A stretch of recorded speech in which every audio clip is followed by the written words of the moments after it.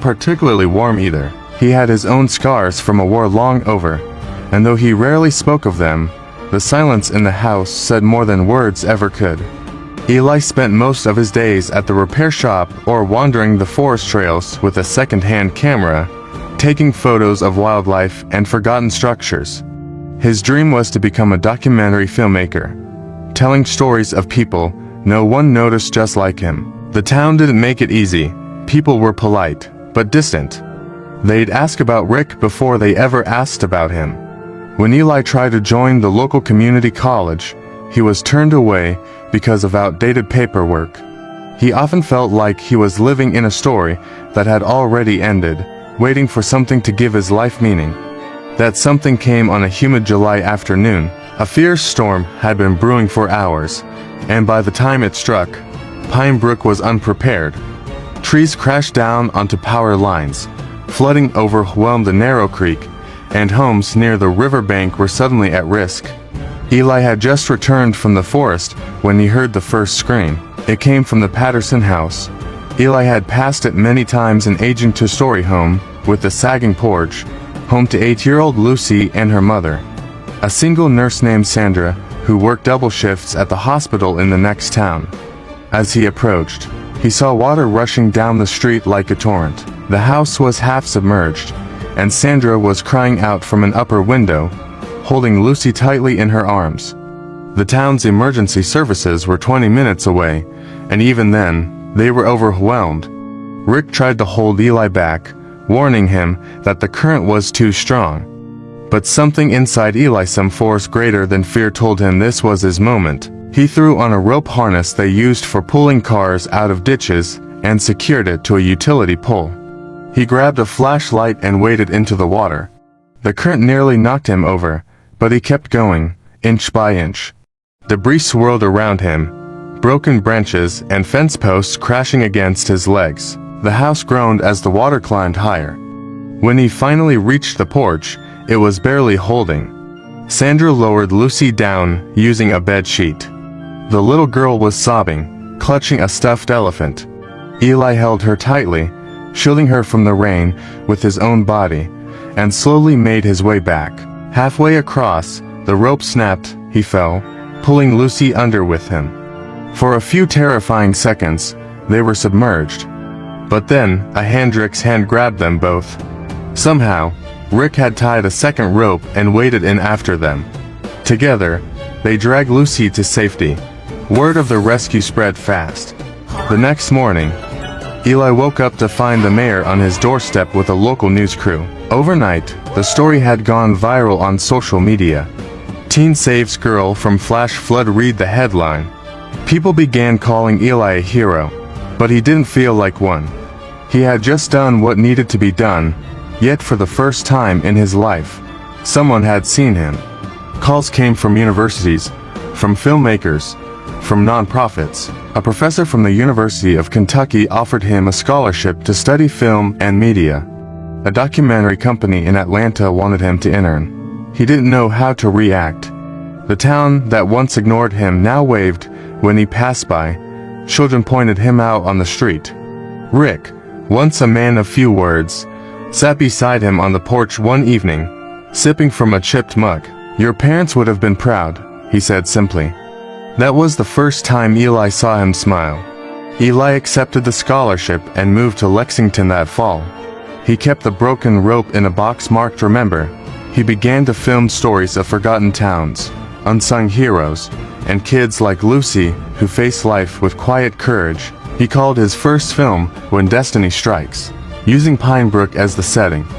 It premiered at a student film festival and won first prize. Years later, he returned to Pine Brook with a film crew, not as the lost boy with a camera, but as a man who had found his calling. Lucy, now in high school, helped him interview locals about the flood and how it had changed their lives. Sandra had become head nurse at the regional hospital, and Rick, though older and slower, still ran the repair shop with pride. Now with a photo of Eli on the wall. When asked what made him risk everything that night, Eli always gave the same answer: "I didn't plan to be a hero. I just couldn't let the story end that way, because sometimes Destiny doesn't arrive with trumpets or signs. Sometimes, it comes in the form of a storm, a scream in the night, or a second chance. And when it does, the real courage is not in being ready but in stepping forward anyway. Eli Porter, the boy no one noticed, had become the storyteller of 1,000 lives, and his own was just beginning. This is R.L. Stine novel. Let's get into it. Chapter 1. Storm. It was the kind of rain that didn't fall, it poured. The sky turned black and angry, unleashing water that swelled creeks into raging rivers and turned streets into waterfalls. Cars hid beneath trees, but even that wasn't safe. There were too many power lines down. The wind moaned through valleys, whistling a tune of fear. Then it hit, the most violent gust of the storm. Somewhere there was a snap, a crack, a groan, and then everything went dark. Noah Porter sat alone in the Pinebrook Community Center, watching the storm unfold. It was one of the worst he'd ever seen. He thought back to last year, the year before, and the year after that. This part of Kentucky had been hit hard by weather. Storms, droughts, floods, and tornadoes seemed to target this place.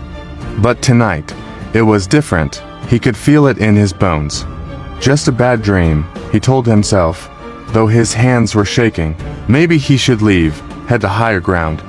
But then he remembered the faces of everyone here, the ones who couldn't drive, the elderly, the sick.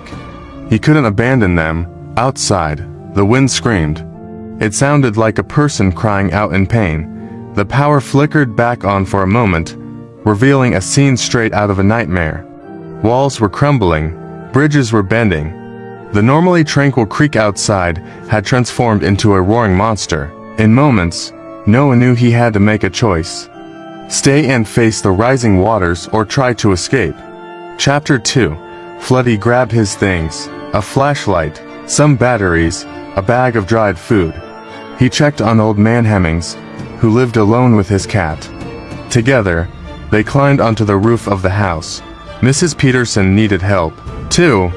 Noah waded through the rushing water, grabbing her and her dog. Moments later, the creek breached its banks. They had barely escaped. He reached higher ground, his house. With its sturdy foundation and elevated land, it looked like an island in the rising sea. Reaching his yard, Noah felt a surge of relief only to watch it vanish. The floodwaters had trapped him. He rushed to the back, climbing onto the roof. The current tugged at him, trying to drag him down. Suddenly, something under the house creaked. The floodwater was pushing against the foundation. He scrambled to shore. Just when he thought he was safe, another sound, a whimper. He turned around and saw a pair of kittens stuck in a tree. Without hesitation, he jumped into the water, one by one. He rescued them. Days passed. The water rose, swallowed houses, roads, even the school where Noah learned to draw pictures of spaceships. Then came the terrifying lull. The water receded, leaving behind a trail of destruction, broken homes and shattered lives. Noah emerged from his house to find Pinebrook unrecognizable. Trees were snapped, roofs caved in. On the outskirts of town, he saw it. The bridge washed away. It was the only way out of Pinebrook. Chapter 3. Hope. The sun beat down on Noah. He walked through town, not knowing where to go. Days had turned into weeks. The food had run out and people were desperate. Looking around, he saw a vast landscape of loss and devastation. Everywhere he turned, there were piles of ruined possessions and vacant eyes staring back at him. People were afraid, confused, unsure of what to do next. It was then he realized he couldn't stay. He had to get help. But how? The roads were blocked. Phones were dead. Without resources, Noah was about to give up hope when he spotted a lone figure in the distance waving frantically. He rushed over, discovering it was Miss Emma, the elderly lady from down the street. She held up a battered radio, its antenna barely clinging on. "I heard voices," she said, her voice shaky, but they faded away. Noah Porter took the radio. Adjusting the dial, he waited. Static filled the air, then a crackle, a voice. "Is anyone out there? Please respond." He shouted into the radio, "Hello, we need help." Pinebrook is surrounded. No way in or out. He continued talking, describing the situation. We have food, we have water, but we need medical supplies and fuel. We're stuck. We're scared. Hours later, a plane droned overhead. Noah waved frantically, but it flew past without a sound. Then a miracle. A helicopter hovered near the school. Supplies were dropped in. Medicines, food, generators. Hope surged through the town. Chapter 4. Survivor. When the rescue planes came, they found more than survivors. They found stories. There was old man Higgins, his face etched with worrying, his cat still nestled in his arms.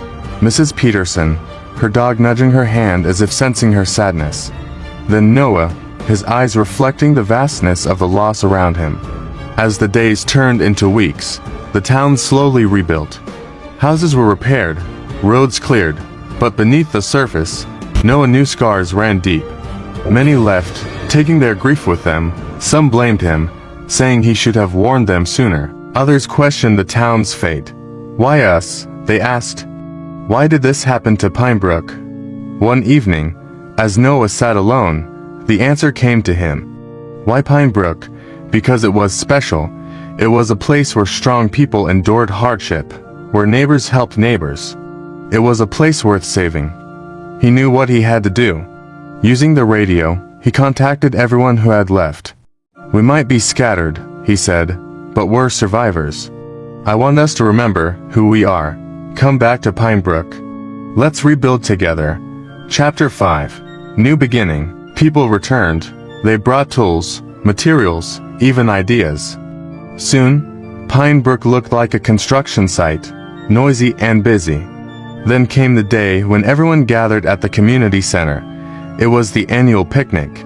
Kids chased each other, dogs barked happily, and adults talked, laughed, and planned. Among them was Lucy Parker, the little girl whose family Noah had rescued. Now a teenager, she stood out, curious about everything. Later, during the cleanup, Noah spotted her. "Can I help?" she asked shyly. "Of course," he said, smiling. "Let's start by picking up trash." Together, they cleaned up. And as the sun set, they sat on the hill overlooking the town. "It's beautiful," Lucy said, "but I wish I could have been here for the rebuilding." "You can still be," Noah replied. "You can come back next year." Lucy nodded, thinking. "I want to make videos," she said suddenly. "About places like this, about heroes." Noah smiled. "That's a great idea." The next day, Lucy returned. She shadowed Noah, observing how he interacted with people, how he listened to their stories. Then she got her own camera. She followed Noah around, capturing images of the town and its people. It was the start of something big. Years rolled by. Lucy grew older, her passion for filmmaking growing with her. She graduated high school and college, all while working with Noah. Then came the day when she received a phone call. "We saw your work," a voice said on the other end. "We want you to direct a documentary for us." Lucy's heart pounded. Her dream was coming true. Meanwhile, Noah, feeling the pull of his own story, decided to return to Pinebrook. Walking through the town, he noticed a mural of himself on the side of the community center, a tribute to the hero who had stayed behind when others fled. Beneath it, a line from a poem Lucy had written, "He chose to stay, so we could rebuild our day." As the sun dipped below the hills, casting long shadows across Pinebrook, Noah Porter knew he was home. He was home in a place where a storm had tested their strength and a flood had revealed their courage. He was home where a community had risen from the wreckage, stronger and more united than ever before. He was home because destiny had led him back to the place where his journey began, where he learned that sometimes you must confront your fears to become the hero of your story. And then he smiled, because he knew his story wasn't just his. It was about everyone here, the survivors of Pinebrook, and their story was far from over.